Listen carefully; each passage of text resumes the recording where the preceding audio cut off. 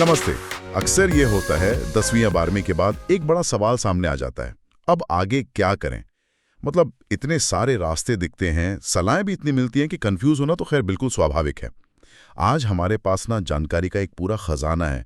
Articles हैं, research है, notes हैं, जिनमें वो पारंपरिक साइंस, कॉमर्स, आर्ट से लेके डिप्लोमा, वोकेशनल ट्रेनिंग, सरकारी नौकरी, डिफेंस, यहाँ तक कि सरकारी स्किल स्कीम्स, सब कुछ कवर हो रहा है। बिल्कुल। और आज हम यही करने वाले हैं। इस जानकारी के समंदर में क्या कहते हैं, गोता लगाकर जो सबसे ज़रूरी बातें हैं उन्हें निकालेंगे। हाँ। हम अलग अलग ऑप्शंस देखेंगे, उनके फ़ायदे क्या हैं, क्या एलिजिबिलिटी चाहिए, और हाँ, फ्यूचर में स्कोप कैसा है, इस पर थोड़ी गहराई से बात करेंगे। सही। कोशिश यही रहेगी कि जो सुन रहे हैं उन्हें एक क्लियर रास्ता चुनने में थोड़ी मदद मिले। तो चलिए फिर खोलते हैं इस जानकारी की पोटली को और देखते हैं कि भाई 10वीं और 12वीं के बाद कौन कौन से मजेदार रास्ते इंतजार कर रहे हैं। 10वीं के बाद मुझे लगता है सही प्लान बनाना बहुत जरूरी हो जाता है, क्योंकि अक्सर यहीं से करियर की नींव पड़ती है ना?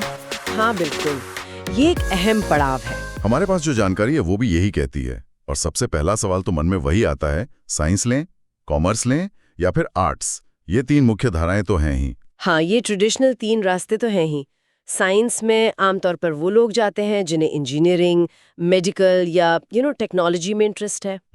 कॉमर्स उनके लिए है जिनका झुकाव बिजनेस, फाइनेंस, अकाउंटिंग की तरफ है, व्यापार, हिसाब किताब वाली चीजें। राइट। और आर्ट्स या ह्यूमैनिटीज में लिटरेचर, हिस्ट्री, सोशियोलॉजी, साइकोलॉजी जैसे क्रिएटिव और सोशल साइंसेस के सब्जेक्ट्स आते हैं। पर जैसा आपने शुरू में कहा, अब दायरा सिर्फ यहीं तक नहीं है, बहुत फैल गया है। और ये बात ना बड़ी दिलचस्प है कि आर्ट्स को अब वो पहले वाली नजर से नहीं देखा जाता, मतलब कम नहीं आंक सकते। नहीं, बिल्कुल नहीं। अब इसमें भी ग्राफिक डिजाइनिंग है, जर्नलिज्म है, साइकोलॉजी है, इवेंट मैनेजमेंट, सोशल वर्क, कितने सारे नए और बढ़िया करियर ऑप्शंस आ गए हैं। फैशन डिजाइनिंग, इंटीरियर डिजाइनिंग भी तो इसी में आते हैं। सही कहा।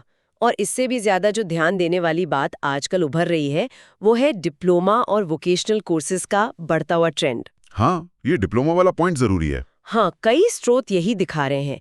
ये कोर्स ना किताबी ज्ञान से ज्यादा प्रैक्टिकल स्किल सिखाने पे फोकस करते हैं, आपको इंडस्ट्री की जरूरत के हिसाब से तैयार करते हैं। अच्छा। और कई बार डिग्री कोर्स के मुकाबले जल्दी नौकरी दिलाने में भी मदद करते हैं।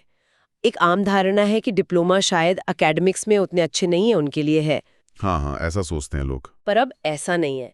आजकल बहुत से स्टूडेंट्स और पेरेंट्स भी इसे एक स्मार्ट तरीका मान रहे हैं जल्दी रोजगार पाने का। जैसे इंजीनियरिंग में पॉलिटेक्निक डिप्लोमा तो काफी पॉपुलर है ही। बिल्कुल। या फिर ITI है, इंडस्ट्रियल ट्रेनिंग इंस्टीट्यूट, उसमें फिटर, इलेक्ट्रिशियन, वेल्डर, प्लम्बर जैसे खास ट्रेड के कोर्स होते हैं। वो सीधा काम सिखाते हैं। हाँ बिल्कुल, हैंड्स ऑन ट्रेनिंग। और इनके अलावा भी लिस्ट देखें तो hotel management, fashion designing, beautician, stenography, 3D animation, cyber security, agriculture से जुड़े डिप्लोमा भी हैं, डेंटल मैकेनिक तक के ऑप्शन है। हाँ, बहुत वैरायटी है। और इनकी ड्यूरेशन भी अलग अलग होती है, कुछ 6 महीने के, कुछ साल भर के, कुछ 2 या 3 साल तक के भी होते हैं। ये सारे कोर्स असल में स्किल डेवलपमेंट पर जोर देते हैं। और आजकल छोटे सर्टिफिकेट कोर्स भी बहुत चल रहे हैं, जैसे डिजिटल मार्केटिंग, टैली है, graphic designing, social media management. ये स्किल्स तो बहुत डिमांड में हैं। सही। और एक सरकारी पहल का जिक्र करना भी जरूरी है, प्रधानमंत्री कौशल विकास योजना यानी PMKY। अच्छा। हाँ। ये योजना युवाओं को ना बिल्कुल मुफ्त में इंडस्ट्री से जुड़ी ट्रेनिंग देती है। और सिर्फ ट्रेनिंग ही नहीं, ट्रेनिंग के दौरान कुछ शर्तें पूरी करने पर करीब 8,000 रुपए महीने का स्टाइपेंड भी मिल सकता है। अरे वाह, ये तो काफी अच्छा सपोर्ट है। हाँ, ताकि वो फाइनेंशियली भी सपोर्टेड रहे और फिर रोजगार या अपना काम शुरू करने के लिए तैयार हो सके। इसके लिए 10वीं 12वीं पास या कॉलेज ड्रॉप आउट युवा जिनकी उम्र 15 से 45 साल के बीच हो, वो अप्लाई कर सकते हैं। चलिए, ये तो हुई 10वीं की बात। अब आते हैं 12वीं के बाद के रास्तों पर। सबसे पहले PCM लेते हैं, फिजिक्स, केमिस्ट्री, मैथ्स। इंजीनियरिंग यानी BTech या BE, ये तो एक बहुत बड़ा अट्रैक्शन है ही, जिसके लिए JEE मेन और एडवांस्ड जैसे नेशनल लेवल के एग्जाम होते हैं। हाँ, और आजकल कंप्यूटर साइंस इंजीनियरिंग की तो बहुत ही धूम है। इसमें अच्छे सैलरी पैकेज मिलने के चांसेस भी काफी रहते हैं। बिल्कुल। लेकिन यहाँ एक इंटरेस्टिंग बात है, PCM लेने का मतलब सिर्फ इंजीनियरिंग ही नहीं है, उसके अलावा भी बहुत कुछ है। अच्छा, जैसे? आप BSc कर सकते हैं मैथ्स में, फिजिक्स में, केमिस्ट्री में। BCA यानी बैचलर ऑफ कंप्यूटर एप्लीकेशन एक और पॉपुलर ऑप्शन है। अगर आर्किटेक्चर यानी वास्तुकला में इंटरेस्ट है तो B आज कर सकते हैं। आर्किटेक्चर के लिए तो शायद वो नाटा या जेई का दूसरा पेपर देना होता है। हाँ बिल्कुल, नाटा या JEE मेन पेपर 2। इसके अलावा कुछ नए फील्ड्स भी हैं जो तेजी से बढ़ रहे हैं, जैसे डेटा साइंस। हाँ, डेटा साइंस का नाम तो बहुत सुन रहे हैं आजकल। हाँ, इसमें डेटा को एनालाइज करके बिजनेस या रिसर्च के लिए काम की जानकारी निकाली जाती है। फिर पायलट ट्रेनिंग का ऑप्शन है, या एक्चुअरियल साइंस चुन सकते हैं। एक्चुअरियल साइंस ये क्या होता है? ये मैथ्स और स्टैटिस्टिक्स का इस्तेमाल करके फाइनेंशियल रिस्क का अंदाजा लगाने की फील्ड है। इंश्योरेंस और फाइनेंस इंडस्ट्री में इसकी बहुत डिमांड होती है और इन रोल्स में सैलरी भी काफी अच्छी होती है। अच्छा, और हाँ, डिफेंस का रास्ता भी तो है पीसीएम वालों के लिए। NDA यानी नेशनल डिफेंस एकेडमी। बिल्कुल, NDA या फिर आर्मी की टेक्निकल एंट्री स्कीम TES के जरिए सीधे ऑफिसर बन सकते हैं।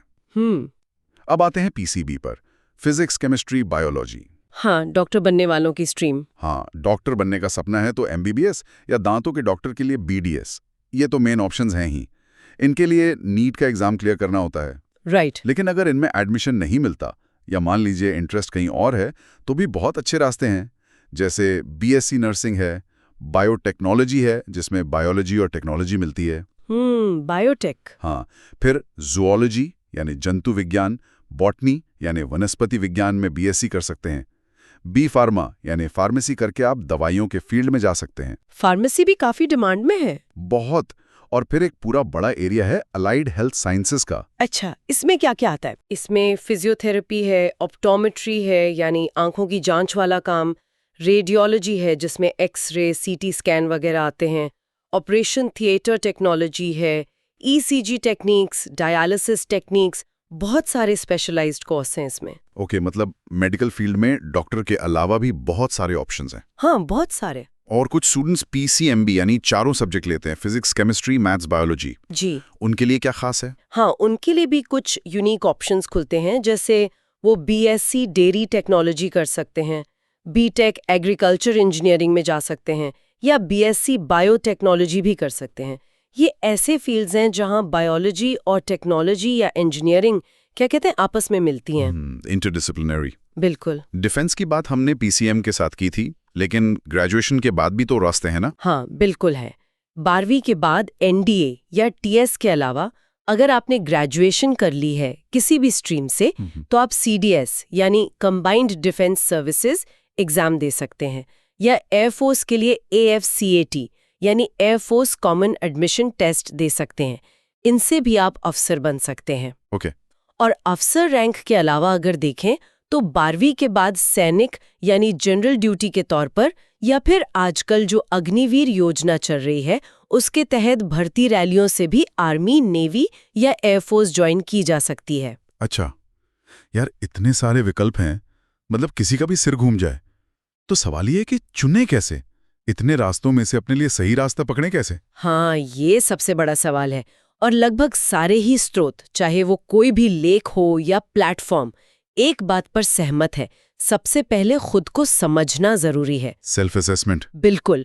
आपकी रुचि क्या है, कौन से सब्जेक्ट्स आपको अच्छे लगते हैं, आपकी स्ट्रेंथ क्या है, वीकनेस क्या है, ये जानना पहला कदम है। सही बात है। खुद को समझने के बाद अगला स्टेप है रिसर्च।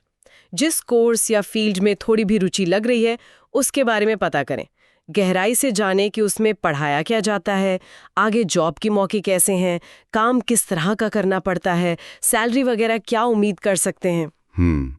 आजकल तो ऑनलाइन काफी जानकारी मिल जाती है इस बारे में। हाँ, बहुत। कई वेबसाइट्स पर कोर्सेज की एवरेज सैलरी तक दी होती है। अगर फिर भी कंफ्यूजन रहे तो कोई एप्टीट्यूड टेस्ट दे सकते हैं या किसी अच्छे करियर काउंसलर से मिल सकते हैं, इसमें कोई हर्ज नहीं है। हाँ, एक्सपर्ट एडवाइस लेना हमेशा अच्छा रहता है। और एक बहुत जरूरी बात, हमेशा एक प्लान B तैयार रखें, एक वैकल्पिक योजना, क्योंकि जॉब मार्केट ना बहुत तेजी से बदलता है। आज जो चीज हॉट है कल शायद ना हो। ये बहुत प्रैक्टिकल सलाह है। अच्छा, तो आजकल ट्रेंड में क्या चल रहा है? कौन से फील्ड्स हैं जिनकी डिमांड ज्यादा है? यहाँ ये समझना काफी इंटरेस्टिंग है। आज के दौर में ना डिजिटल स्किल्स का जबरदस्त बोलबाला है। हाँ, ये तो है। Digital marketing, UI UX design. UI UX ये क्या है? मतलब यूजर इंटरफेस और यूजर एक्सपीरियंस डिजाइन। कोई ऐप या वेबसाइट इस्तेमाल करने में कितनी आसान और अच्छी लगती है, वो डिजाइन करना। Okay okay. हाँ, तो digital marketing, UI UX design, web development, data science, artificial intelligence यानी AI, मशीन लर्निंग यानी ML, इन फील्ड्स में बहुत मौके बन रहे हैं। AI और ML तो हर जगह सुनाई दे रहा है। बिल्कुल।